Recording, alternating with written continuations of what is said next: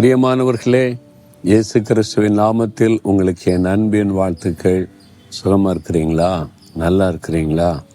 இல்லை ஏதோ ஒரு வருத்தம் இருக்குது, உள்ளத்தில் ஏதோ ஒரு பாரம் இருக்குது, வெளியே சொல்ல முடியல, என்ன செய்கிறதுன்னு கலங்குறீங்க. இன்றைக்கு ஆண்டவர் ஏதாவது பேசுவாரா அப்படின்னு காத்திருக்கிறீங்கல்ல. ஏசாயா 57 18 வசனத்தில் ஆண்டவர் சொல்லுகிறார், திரும்பவும் அவர்களுக்கும் அவர்களிலே துக்கப்படுகிறவர்களுக்கும் ஆறுதல் அளிப்பேன். ஆண்டவர் சொல்றார், துக்கப்படுகிறவங்களுக்கு ஆறுதல் அளிப்பேன் அப்படின்னு ஆண்டவர் வாக்கு கொடுக்கிறார். திரும்பவும் எத்தனையோ முறை ஆண்டவர் உங்களை ஆறுதல் படுத்தி இருக்கிறார்ல. நீங்க கண்ணீர் விட்ட போது, கலங்கின போது, தனிமையா இருக்கிறேன், என்னை புரிந்து கொள்ள யாருமே இல்லைன்னு சொல்லும் போது ஆறுதல் படுத்தி இருக்கிறார்ல. திரும்பவும் உங்களுக்கு ஆறுதல் அளிப்பேன் அப்படின்னு ஆண்டவர் சொல்றார். இயேசு கிறிஸ்து ஒரு ஆறுதலின் தேவன், சகலவிதமான ஆறுதலின் தேவன். பாவத்தினால் பாதிக்கப்பட்டு அந்த கண்ணீர் வடித்த மகளை பார்த்த மகளே, நீ திடங்குள், உன் பாவம் மன்னிக்கப்பட்டது, சமாதானத்தோடு போ என் ஆறுதலான வார்த்தை சொன்னார். உலகமே அவளை குற்றப்படுத்தும் போது ஆண்டவர் ஆறுதல் படுத்தி மகிழ பண்ணினார்.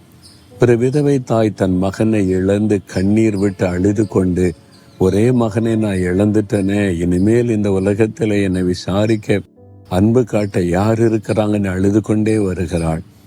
ஊரில் எல்லாருமே கூட போகிறாங்க, யாருமே அவளுக்கு ஆறுதல் சொல்லணும்னு நினைக்கல. இயேசுடைய கண்ணீரை பார்த்து அருகில் வந்து, ஸ்திரியே நீ அழாதே, நீ அழுகிறது என்னால் தாங்கிக் கொள்ள முடியல, அழாதேன்னு சொல்லி ஆறுதல் படுத்தி அந்த ஆறுதல் நிலைக்கும்படி அவளுக்கு ஒரு அற்புதம் செய்தார் பாருங்க. மரித்து போன மகனை எழுப்பி கொடுத்தார். அவர் ஆறுதலின் தேவன். இன்றைக்கு நீங்க காயப்பட்ட ஒரு உள்ளத்தோட, என்னை பேசிட்டாங்களே, குற்றப்படுத்திட்டாங்களே, அவமானப்படுத்திட்டாங்களே, நான் ஏன் வாழணும், எதற்காக வாழணும், எனக்கு புரிந்து கொள்ள யார் இருக்கிறாங்க, கலங்கி நிற்கிறீங்களா? இயேசு உங்க பக்கத்துல வந்து சொல்றார், மகளே உனக்கு நான் இருக்கிறேன், நான் உன்னை புரிந்து கொள்ளுகிற நல்ல தகப்பன், அழாதே, துக்கப்படாதே, உனக்காக நான் எல்லாவற்றையும் செய்வேன் நீ ஆறுதல் படுத்துகிறார். மகனே ஏன் கலங்கி கொண்டிருக்கிறாய்? யார் வேணாலும் என்ன வேணாலும் பேசட்டும், நான் உன்னை புரிந்து கொள்ளுகிற ஒரு அற்புதமான தேவன், உன்னுடைய தகப்பன், உனக்கு தாயாய் இருக்கிறவர், உன்னை தேற்றுகிறவர், நான் உனக்கு போதும். அவர் ஆறுதல் படுத்துகிறார். அந்த இயேசுவின் ஆறுதலுக்குள்ள நீங்க வந்துடணும். அந்த ஆறுதலை சொந்தமாக்கி கொள்ளணும். மகதலேனா மரியாள் கல்லறை முன்பான் என்று அழுது கொண்டிருந்த போது, ஸ்திரியை ஏன் அழுகிறாய், யாரை தேடுகிறாய் என்று கேட்டு ஆறுதல் படுத்தினார். மாத்தாலும் மரியாள் லாசர்வேர் கல்லறை முன்பாய் நின்று அழுத பொழுது இயேசு கண்ணீர் விட்டார். தன்னுடைய கண்ணீரினால் அவளை ஆறுதல் படுத்தினார். உங்களோடு சேர்ந்து அழுகிற ஒரு ஆண்டவர் உங்க கூட சேர்ந்து சந்தோஷப்படுவார், உங்க கூட சேர்ந்து மகிழ்ச்சி அடைவார்.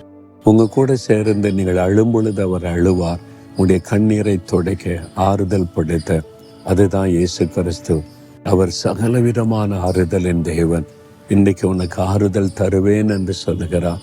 ஆண்டவரே, என் பாரம் பெரியது, என்ன சொல்றதுன்னு தெரியல, என் உள்ள கலங்கிக்கிட்டே இருக்கு, எனக்கு ஒரு ஆறுதல் வேணும்னு கேட்குறீங்களா? இப்ப இருதயத்துல கை வைத்து திரும்பவும் என்னை ஆறுதல் படுத்தோன்னு கேளுங்க. தகப்பனே, திரும்பவும் நான் ஆறுதல் படுத்துவேன்னு சொன்னீங்களே, இந்த மகள் அழுகிறாங்க, இந்த மகன் அழுகிறாங்க, இருதயம் கதறி கொண்டிருக்கிறது, ஒரு ஆறுதலுக்காக இயங்குகிறது. உம்முடைய பிள்ளைகளை திரும்பவும் ஆறுதல் படுத்தும். அந்த துக்கத்தை மாற்றும், காயங்களை மாற்றும். உள்ளத்துல ஒரு பெரிய சந்தோஷத்தை இப்பொழுதே கொடும். ஆறுதல் அடையட்டும் உடைய இருதயம். இந்த ஆறுதல் உள்ளத்தை நிரப்பட்டும்.